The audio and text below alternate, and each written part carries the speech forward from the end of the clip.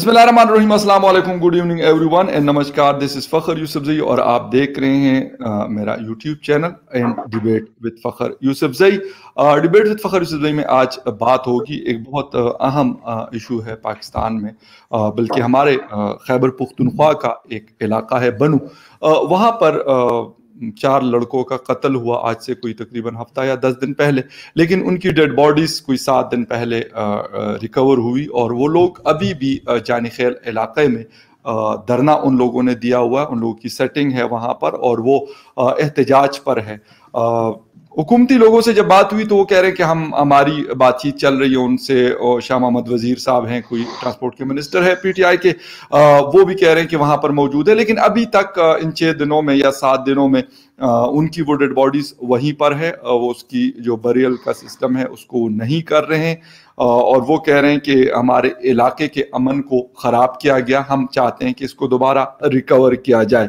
تو ان ساری چیزوں کے اوپر بات کرنے کے لیے ہمارے ساتھ موجود ہیں ڈاکٹر سید اختر علی شاہ صاحب. آپ لوگ سب جانتے ہیں ان کو, ایکس آئی جی کے پی پولیس بھی رہ چکے ہیں. اس کے علاوہ اینالسٹ ہیں, بہت زبردست قسم کے لائر بھی ہیں, لکھتے ہیں انگلش ڈیلیز میں. تو ان سے اس پہ بات کریں گے. Thank you very much sir for joining the show. بہت مہربانی, بہت شکریہ. سر, یہ جو ایشو ہوا ہے جانی خیل کا, اس سے پہلے بھی ہم نے بہت ساری چیزیں دیکھی. کوئٹہ کے اندر ہزارہ کمیونٹی کے لوگوں کو جب پچھلے سال مارا گیا تو وہ بھی 5-6 دن وہ لوگ بیٹھے رہے, لیکن فائنلی ان کے پاس حکومتی لوگ جا رہے تھے, منسٹرز جا رہے تھے. لیکن جانی خیل والے واقعے کے اوپر ایک تو یہ کہ یہ مطلب اس طرح کے واقعات ہو کیوں رہے ہیں, پھر ان کی اس طرح کی ڈیمانڈز کی حکومت آئے اور ہم تب اٹھیں گے. 6 دن سے ابھی مطلب آپ سے پہلے میری جب وہاں پہ ایک موجود تھا میرے ایک جاننے والا, تو اس نے کہا کہ بالکل ابھی بھی ہم لوگ بیٹھے ہوئے ہیں اور اسی طرح وہ ڈیڈ باڈیز ان 4 لڑکوں کی ہیں ادھر ہی پڑی ہوئی ہیں. سر, ایسے واقعات تسلسل کے ساتھ ہو رہے ہیں, وجہ کیا ہے اس کے پیچھے؟ سب سے پہلے تو یہ بتائیے گا. میں جہاں تک آپ نے ہزارہ کمیونٹی کا ذکر کیا تو اس میں آپ کو پتہ ہے کہ جو واقعہ ہوا تو اس کی ذمہ داری اسلامک اسٹیٹ یا داعش کے نام سے جو جانے انہوں نے لی. اور داعش جو ہے وہ ایک ایسی تنظیم ہے جس کے تانے بانے افغانستان میں بھی ہیں, اس کے مشرق وسط میں بھی ہے, سیریا میں ہے, دوسری جگہ پہ ہیں. تو وہی تنظیم اسی قسم کے وارداتیں انہوں نے افغانستان میں بھی کی ہیں. اور پھر دوسری طرف داعش کے علاوہ بھی ایسی تنظیمیں ہیں دہشت گرد جو کہ افغانستان میں اس قسم کے واقعات کر رہی ہیں اور یہاں پہ بھی کر رہی ہیں. تو ایک تو یہ کہ گزشتہ کم از کم 40-41 سال کے جو عرصہ گزرا ہے, اس دوران میں اس خطے میں پہلے ریگن ڈاکٹرائن کے نام سے جو جنگ مسلط کی گئی یہاں پر, اور نام نہاد یہاں پر بہت سی جہادی تنظیمیں افغانستان کی بنی, وہ وہاں پر جا کر جہاد کے نام پر اس وقت ان کے امریکی مفادات اور وہ جہادی تنظیمیں جو بنائی گئی تھیں اور ہمارے مفادات ایک جیسے تھے.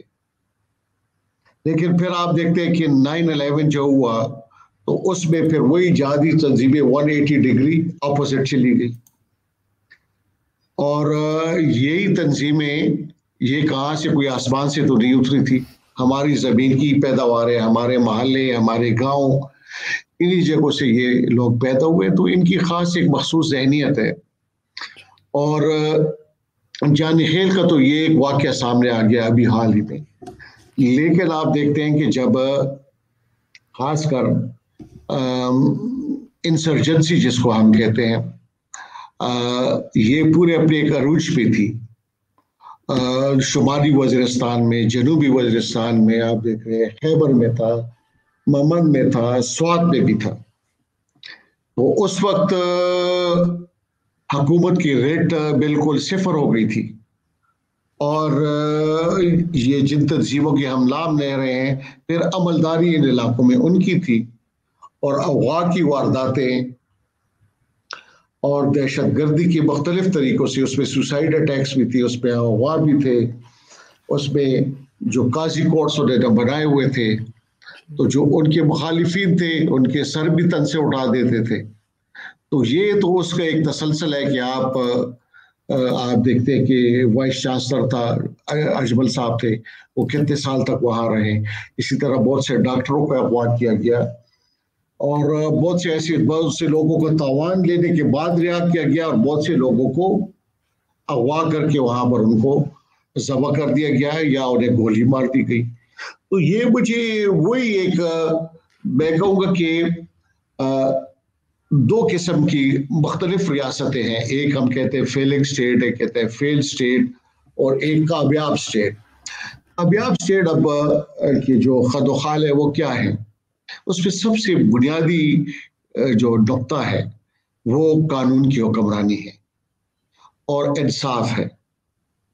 اور آپ کا قانون کی جو حکمرانی صحیح معنوں میں ہوگی تو آپ کی بنیادی حقوق بھی محفوظ ہوں گے, آپ کی جان و مال کا تحفظ بھی ہوگا, آپ کی آبرو کا تحفظ بھی ہوگا. اور جس حد تک قانون سے حکمرانی نہیں ہوگی, absence of rule of law ہوگا, تو میرا سر پھر محفوظ نہیں ہوگا, میری جائیداد محفوظ نہیں ہوگی اور میری آبرو محفوظ نہیں ہوگی. تو جانی خیل میں جو واقعات ہوئے یہ 4, تو یہ اس بات کی نشاندہی کر رہے ہیں کہ حکومت کی ریاستی ریٹ نہیں ہے, قانون کی حکمرانی نہیں ہے. اگر قانون کی حکمرانی ہوتی تو آج عام آدمی محسوس کر رہا ہے اس کا ریاست کے اوپر ایک ٹرسٹ نہیں رہا, ٹرسٹ ڈیفیسٹ ہے. یہ ٹرسٹ ڈیفیسٹ نہ ہوتا تو آج جانی خیل قبیلے کے لوگ اپنے 4 جو ان کے پیارے ہیں, جن کو وجوہات کوئی بھی ہو سکتی ہیں, کوئی بھی فریق ہو سکتا ہے, لیکن بات سب سے بڑی یہ ہے کہ اس وقت ریاست کی میں کہوں گا یہ بہت بڑی کمزوری ہے, ریاستی ریٹ نہیں ہے. اس وجہ سے لوگ عام شہری وہ ریاستی اداروں پہ اب اعتبار نہیں کر رہا. تو اب بات سب سے بڑی ہے کہ ہم نے کیسے ریاستی اداروں پر عام شہری کا یقین اس کو بحال کرنا ہے. بالکل سر, تو تبھی یہ بات بنے گی.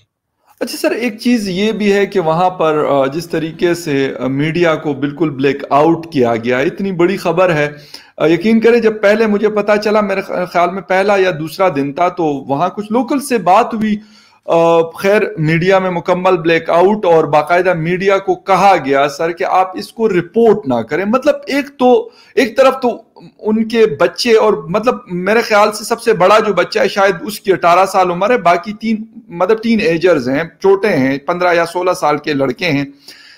آپ ان کو کور کرنے تک آپ نے مطلب میڈیا کو بلیک آؤٹ کیا ہوا ہے. کوئی یہ میں کہتا ہوں کسی جانور کے بچے بھی اس طریقے سے ہو جائیں, مطلب ڈاگ شوٹرز جب ہوتے ہیں کتوں کو مارتے ہیں تو اس کی بھی خبر بنتی ہے ہمارے ہاں اسلام آباد, لاہور اور کراچی میں سر.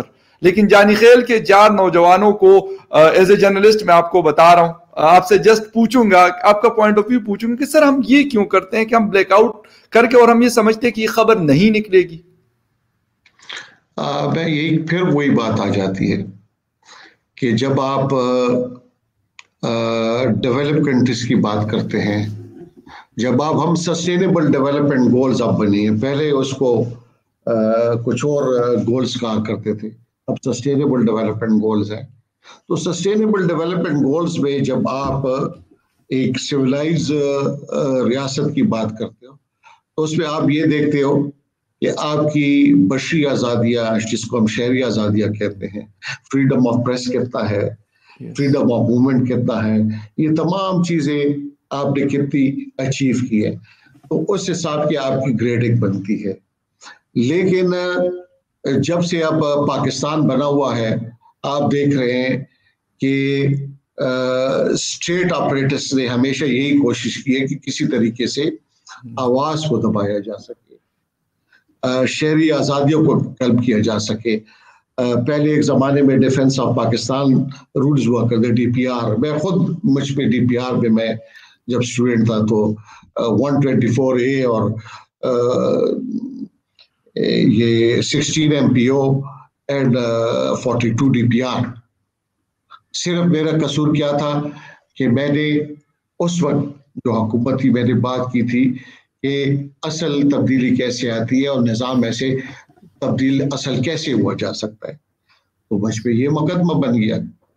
تو اسی طرح بہت سے، اور اس وقت وہ ایک رسالے پہ میری تصویر بھی چھپی تھی کہ یہ نحیف و نزار طالب علم جسے حکومت کی سلامتی کو خطرہ ہے، اور اس پہ یہ پورا ایک وہ کیا ہوا تھا. تو آج وہ میں 77 کی بات کر رہا ہوں، آج اب 2021 میں ہے، تو وہی باتیں اسے زیادہ میں اب محسوس کر رہا ہوں کہ زیادہ اب بڑے بیان لے اور ایسے طریقوں سے، پہلے تو آپ کو زیادہ جیل ڈال دیتے تھے، اب تو اور معاملات ہو گئے ہیں. تو یہ بھی اس بات کی نشاندہی ہے کہ ہم نے وہ جو ایک رول آف لا والی بات کرتے ہیں، ڈیو پروسیس آف لا والی بات کرتے ہیں، اور جو گریڈنگ ایک ڈیولپ ایک سیولائز نیشن کی ہوتی ہے، سسٹینیبل ڈیولپمنٹ گول کی، اس کے مطابق اس طرح سے نہیں ہے. اور اب دنیا ہم کہتے ہیں گلوبل ولیج ہے. جب گلوبل ولیج ہے تو ہم تو اب ایک ایسے دور میں رہ رہے ہیں کہ اس دور میں آپ بات کو نہیں چھپا سکتے تھے. میں آج سے 50 سال پہلے کی بات کر رہا ہوں. تو آج کے دور میں ہم تاریخ سے اصل میں سبق نہیں سیکھتے. ہر عابر آ کر جس کی وجہ سے دوسرا عابر گیا ہوتا ہے، اس کا ڈاؤن فال ہوا ہوتا ہے، وہ پھر وہی باتیں کرنا شروع کر دیں جو اس سے پہلے دوسرے عابر نے کی ہوتی ہیں. تو تاریخ تو اسی لیے لکھی جاتی ہے کہ ہم تاریخ سے سبق حاصل کریں. لیکن بدقسمتی یہ ہے کہ جو بھی حکمران ہوتا ہے وہ تاریخ سے پھر سبق حاصل نہیں کرتا، اور یہی پھر اس کے زوال کا سبب بنتا ہے. اور یہی اس کی وجہ ہوتی ہے کہ گورننس جو گڈ گورننس ہوتی ہے، گڈ گورننس کی بھی اسینشلز ہیں، خد و خال ہیں. ایک اس میں ایفیشنسی ہے، ایک اس میں افیکٹونیس ہے، ایک جس کو ہم یہ حکومت، موجودہ حکومت سب سے زیادہ کلیم کرتی ہے کہ جی ہم ٹرانسپیرنسی، شفافیت، اکاؤنٹیبلٹی. اب شفافیت کسے کہتے ہیں کہ آپ ہر چیز لوگوں کے آئینے کی طرح سامنے رکھتی ہیں، صاف و شاف، جس میں ہر چیز نظر آ رہی ہو. تو اگر اس کا فقدان ہے تو اس کا مطلب ہے کہ گڈ گورننس نہیں ہے. تو رونا تو یہاں پر یہی ہے کہ گڈ گورننس نہیں ہے، اکاؤنٹیبلٹی نہیں ہے. جب اداروں کی اکاؤنٹیبلٹی نہیں ہوگی، اکاؤنٹیبلٹی میکینزم نہیں ہوگا، تو اکاؤنٹیبلٹی کے پھر میکینزم کی مختلف طریقے ہیں. کیونکہ اداروں کو، چاہے وہ پولیس کا ادارہ ہے، چاہے وہ عام شہری ہے، چاہے وہ کوئی بھی ادارہ ہے، ہم نے ہمارا قانون آئین پاکستان سپریم وہ ہے جس میں آرٹیکل 4 کہتا ہے کہ ہر ایکشن جو ہے وہ ان اکارڈنس ود لا ہونا چاہیے. اور میں جو اختیارات دے رہا ہوں وہ میں کسی قانون سے لیتا ہوں، میں کوئی بادشاہ نہیں ہوں، میں کوئی مطلب کے نام نہیں ہوں. تو جب اس قسم کی سوچ ہوگی کہ جی ہر کام میں نے قانون کے مطابق کرنا ہے، ڈیو پروسیس لا، تو پھر تو چیزیں ٹھیک ہوں گی. پھر شہری اداروں پہ اعتماد کریں گے. اگر نہیں ہوگا تو جو آپ یہ حالات ہیں، اور پھر ہم پھر لاشیں لے کر سڑکوں کے اوپر بیٹھا کریں گے. اچھا سر، ایک چیز وہاں پہ 2-3 دن پہلے بھی میری بات ہوئی، اور بلکہ ہمارا ایک پروگرام اسی حوالے سے ہوا وہاں سے.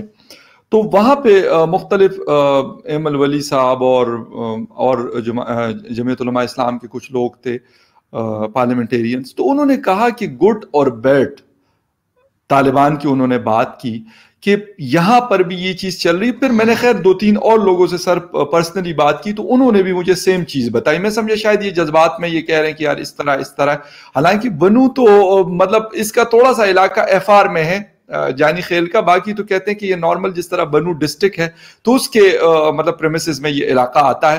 لیکن وہ مجھے بتا رہے تھے کہ نہیں، یہاں پر اس طرح کا سسٹم ہے، گڈ اور بیڈ والا سسٹم چل رہا ہے باقاعدہ. اور یہ ایک بندے نے نہیں کہا، کیونکہ 6-7 لوگوں سے جب میں نے کنفرم کیا تو پھر میں آپ سے یہ سوال کر رہا ہوں کہ سر یہ کیا کہانی ہے کہ ایک طرف ایک کو رکھا ہوا ہے، دوسری طرف دوسرے کو رکھا ہوا، اور بیچ میں جو عام سویلینز ہیں وہ بیچارے مر رہے ہیں. وہ میں یہ بات کر رہا ہوں کہ ایک بڑی پرانی لیگل میگزم ہے کہ justice should not only be done, it should seems to be done, کہ وہ نظر آئے کہ انصاف ہو رہا ہے.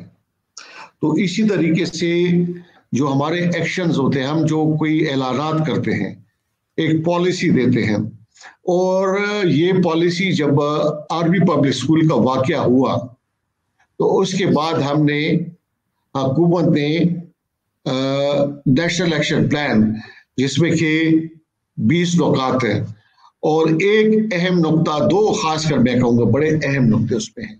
ایک ہے zero tolerance against violent extremism, اور دوسرا نقطہ جو بڑا اہم تھا نان اسٹیٹ ایکٹرز کے حوالے سے، کہ کوئی بھی عام ملیشیاز وہ کسی صورت میں آپریٹ نہیں کرے گی. اگر اس ایکشن پلان پر من و امن عمل درآمد ہو رہا ہوتا تو آج جو آپ باتیں بتا رہے ہیں تو یہ صورتحال اس طرح سے نہ ہوتی. اور جو پرسیپشن، جو تاثر اب آپ بتا رہے ہیں کہ چیزیں، کیونکہ اگر جو لوگ موومنٹ کریں گے تو وہ کوئی خلا میں تو نہیں ہے کہ ہمیں نہیں نظر آئے گا. اگر آج تو خلا بھی کسی سے وہ نہیں ہے، سیٹلائٹ سے اور کیا کیا چیزیں ہیں. تو یہ ہمارے معاشرے کے لوگ ہی ہیں. میرا کوئی نیبر ہوگا، میرا کوئی رشتہ دار ہوگا، میرے کوئی قومیت والا ہوگا، تو ہر ایک کو پتہ ہے کہ کون کیا کر رہا ہے. اور پھر خاص کر قبائلی معاشرے میں تو اسی باہر کا بندہ تو کوئی ہوتا ہی نہیں ہے، اسی ٹرائبس کے لوگ ہوتے ہیں، تو وہ تو ایک دوسرے کو بڑا اچھا جانتے ہیں کہ کوئی کیا کس کا معاشرہ ہے اور کیا کر رہا ہے. تو یہ باتیں پھر ڈھکی چھپی نہیں رہتی. اور یہ تو یہ کہ پچھلے دنوں اب تو یہ کہ بعض علاقوں میں دیکھا کہ شادیاں ہو رہی ہیں. اس شادی میں نے دیکھا خود کہ وہ عام لوگ تھے، بڑے بڑے بال تھے، وہ شادی میں آ کر بیٹھ گئے. میں خود بڑا حیران ہو گیا کہ مردان جیسی جگہ میں یہ کیسے ہو رہا ہے. تو یہ ریاست کی میں کہوں گا کہ یہ ریٹ کی کمزوری ہے. شاید یہ نہیں ہے کہ ان کو سرپرستی حاصل ہو، یہ کمزوری ہے یہاں پر. اس کے علاوہ بڑے قبضہ مافیا یہاں پر پشاور میں پھر رہے ہیں. میں حیران ہوتا ہوں کہ ان کو لوگوں نے وردیاں بھی پولیس جیسے پہنائی ہوتی ہیں، اور آگے پیچھے ان کے ایسے لگ رہا تھا جیسے یہ کوئی پائلٹ اسکارٹ ہے ان کے پاس. آپ بعض وقت علاقوں میں چلے جائیں مختلف اس میں، تو جن کی دشمنی ہے ان کے آگے پیچھے بندوق والے پھر رہے ہوتے ہیں. تو یہ جو ہے بے حیثیت میں کہہ رہا ہوں کہ یہ ایک گورننس کا بہت بڑا کرائسس ہے. بالکل، کیونکہ قانون کی جب حکمرانی نہیں ہوگی تو وہاں قبضہ مافیا بھی ہوں گے، اس قسم کے ملیشیاز بھی ہوں گے. تو اگر ہم یہ دعویٰ کرتے ہیں کہ ہم ایک کامیاب سٹیٹ ہیں اور فیلنگ سٹیٹ نہیں ہے، تو پھر ہم نے اپنی گورننس کو امپروو کرنا ہوگا. اس میں سب سے بڑی بات قانون کی حکمرانی. بالکل صحیح کہا سر آپ نے. لیکن جو آپ بات کریں، مطلب آپ نے مردان کی بات کی، اور مردان کے سراؤنڈنگز میں نے کچھ اس قسم کی چیزیں دیکھی ہیں کیونکہ میرا علاقہ ہے. تو وہاں پہ ابھی بھی کچھ ایسی جگہ ہے جہاں باقاعدہ وہ لوگ مسجدوں میں جا کے جمعے والے دن وہ چندے لیتے ہیں، اور باقاعدہ اعلان کہتے ہیں کہ ہم اس کو کہاں پہ استعمال کریں گے. اور کیونکہ آپ خود رہ چکے ہیں، پولیس سے آپ کا تعلق رہا ہے، تو آپ کو پتہ ہے کہ مردان کے سراؤنڈنگز میں جو علاقے ہیں، تورو ہے، روستم ہے، مطلب سارے سیٹلڈ علاقے ہیں، پڑھے لکھے لوگ ہیں وہاں پر. لیکن اس کے باوجود بھی سر یہ چیز ہوتی ہے. ایک چیز جو مجھے پتا چلی ہے، یہ بھی مطلب بتایا گیا کہ یہ والے گروپ جو وہاں پہ جانی خیل یا اس طرح کے علاقوں میں کام کر رہے ہیں، تو ایک تو جو نان کسٹم پیڈ گاڑیاں ہوتی ہے وہ ہے، ان کا بہت بڑا ذریعہ معاش ہے. سیکنڈ، یہ کرتے ہیں لوگوں سے بتا لیتے ہیں بنو میں مختلف بزنس کمیونٹی سے. اور ایک چیز مجھے 1-2 بندوں نے یہ بتائی، اب مجھے نہیں پتا، مطلب I am not sure about that. انہوں نے آئس کا بزنس سر کہا ہے کہ یہ 3 چیزیں یہ لوگ کرتے ہیں اور جس سے یہ اپنی ساری چیزیں پوری کرتے ہیں. تو جہاں تک ان کی فائنینسز کی آپ نے بات کی، تو وہ تو کوئی ڈھکی چھپی بات نہیں ہے.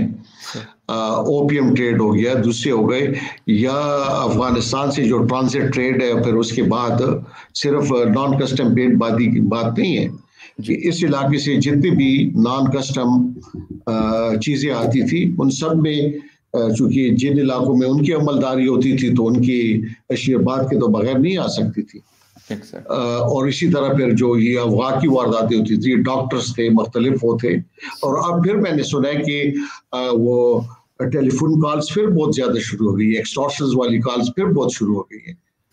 تو یہ ایک بڑی میں کہہ رہا ہوں کہ پریشانی والی بات ہے، اور اس میں ایکٹیویٹ اب ہونا چاہیے. وہ جو ہم کہتے ہیں انگریزی میں کہ نپ دا ایول ان دا برڈ، اس سے پہلے کہ یہ بات بہت بڑھ جائے تو پانی سر سے گزر جائے، تو ضروری بات ہے کہ ابھی سے پیش بندی ہونی چاہیے. اور اس قسم کی جو کالیں آ رہی ہیں لوگوں کو تو اس کا سدباب ہونا چاہیے. اگر یہ 8 سے 12ویں پبلک اسکول کے بعد ایکشنز ہوئے اور آپریشنز ہوئے، اسٹرنگ آپریشنز ہوئے، تو کافی حد تک ان چیزوں میں کمی آ گئی تھی. بلکہ بہت حد تک یہ پہلے کوئی ڈاکٹر محفوظ نہیں ہوتا تھا، خاص کر ڈاکٹروں کو بڑا ٹارگٹ بنایا جا رہا ہے. بعد میں ان میں ایک فضا پیدا ہوئی، سینس آف سیکیورٹی آئی، لیکن پھر آہستہ آہستہ یہ مجھے لگ رہا ہے کہ کوئی اسٹیئرنگ ہم سے وہ خطا ہو گیا.